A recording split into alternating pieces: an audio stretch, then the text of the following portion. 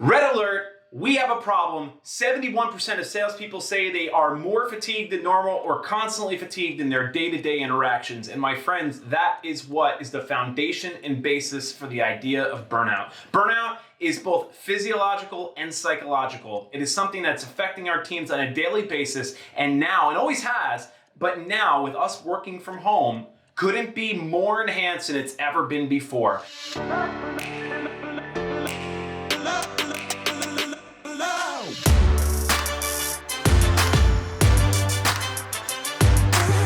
Hello everyone, welcome. My name is Bryan Elsesser. I'm the Senior Director of Sales Development at Aircall. I'm so excited to be spending time with you today. A little bit about me, spent 10 years in sales, 2 of those years as a frontline rep getting my hands dirty before I was absolutely thrown into the fire in this idea called management. Been spending my career there, specifically focused in this idea of sales development, how to open up these cold doors, and it's been an absolute privilege to do so. Just a little bit about Aircall before we begin. Aircall is where I live today. We are a 100% cloud-based phone system that works with sales and support teams to help them be more productive and more efficient on a daily basis. Burnout is both physiological and psychological. It is something that's affecting our teams on a daily basis, and now, and always has, but now with us working from home, couldn't be more enhanced than it's ever been before. It's on us to identify this in our teams. It's on us to look for the signs and symptoms that are gonna call out to us that we need to take action and do something today before it's too late, before we lose the interest or the production of our teams. Some things to keep in mind when you're talking about burnout. Burnout is absolutely something we can control. It is something we can control because it's all mostly related to time. How are you spending your time? Where are you spending your time? What is going on in that time? It's all related. So you as a manager, the leader of time management, need to set the tone and need to have the tools in your back pocket to go to market and help your team feel like they are able to handle the time that's in front of them and take the time to be healthy and contributors to your overall process. Managing burnout's really hard. It's absolutely hard because it's not something that you can just plug in a cord into the side of your human and say, okay, how burnt out are they? You need to actually get them to verbalize it. So I'll give you some examples of things that I've done with my team. The first one and foremost, right away, I actually just sent out a wellness survey to my team, talking about things like stress, things about fatigue, sleep, muscle soreness. All of these different things, they're subjective answers, but they all contribute to the overall burnout. When you can get an idea of some of the subjective inputs of your team and around their feelings about how they actually feel through a size up of their own body, and you can take that and put it against their performance metrics, how have they been putting out in terms against a goal, against their activities, you're gonna start seeing correlations, especially over time. So the very first and foremost thing that you can do is go get an idea of what your team's burnout level is. From there, get into your one-on-ones. Start talking to your people. Ask them what's happening. And if you're asking open-ended questions and you have that relationship with the members of your team, which I hope you do, that you can ask those questions, you should be able to start getting ideas around who is saying what in an anonymous survey.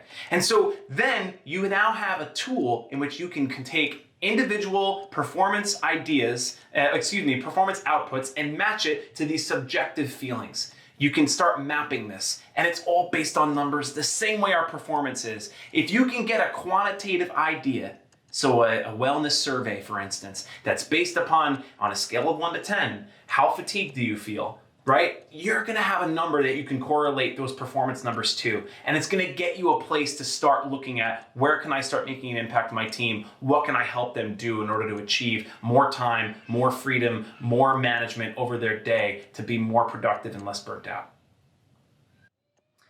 There's a balance, right? There's a balance between the goal that you have to hit and the amount of empathy that you have to show your team.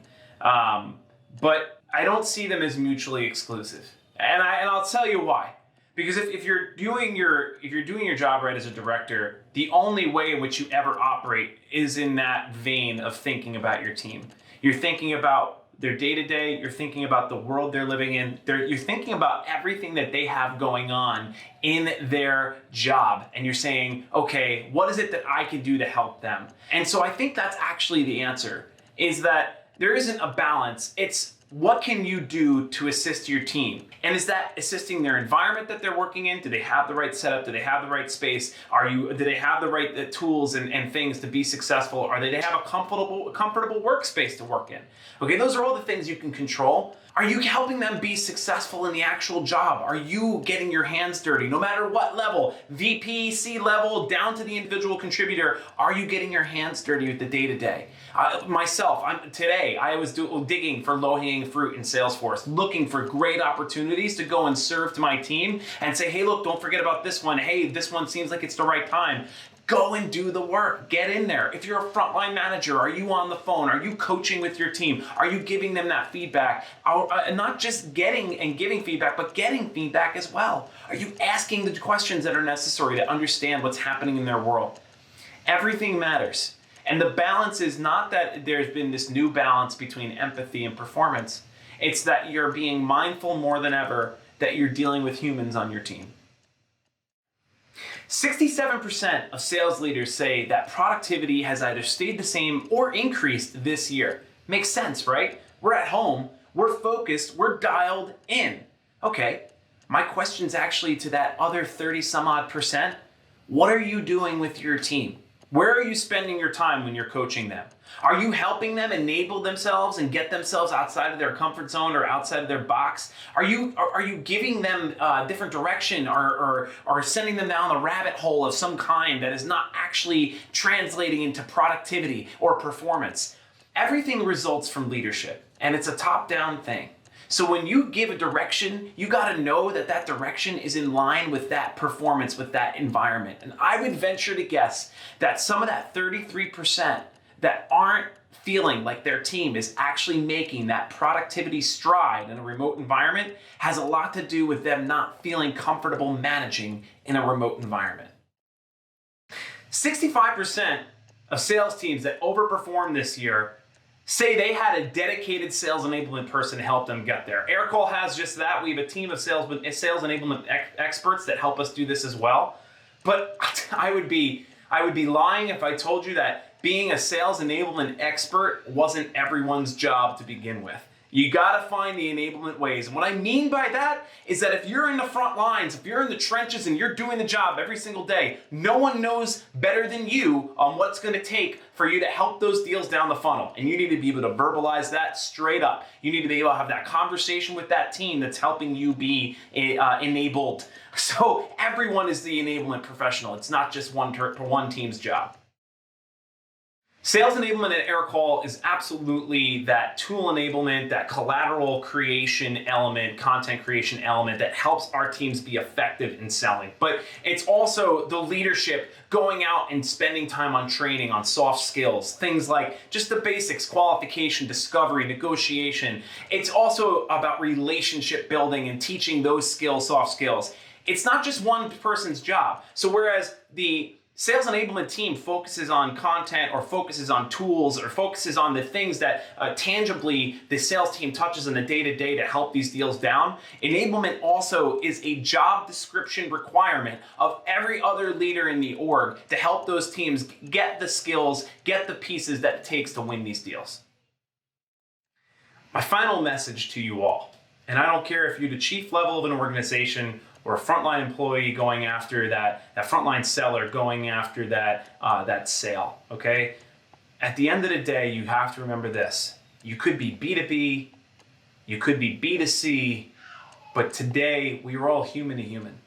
And in this environment, nothing matters more.